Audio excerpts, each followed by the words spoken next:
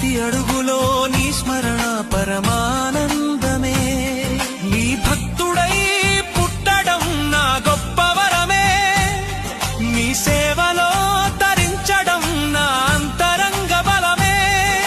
శరణం శరణం శరణం శరణం శరణం.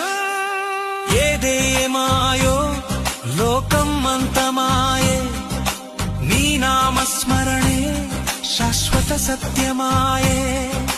నేటి నుండి నేను స్వామి సేవకుడిని, నీ దివ్య సన్నిధిలో లీనమైన శిశువుని.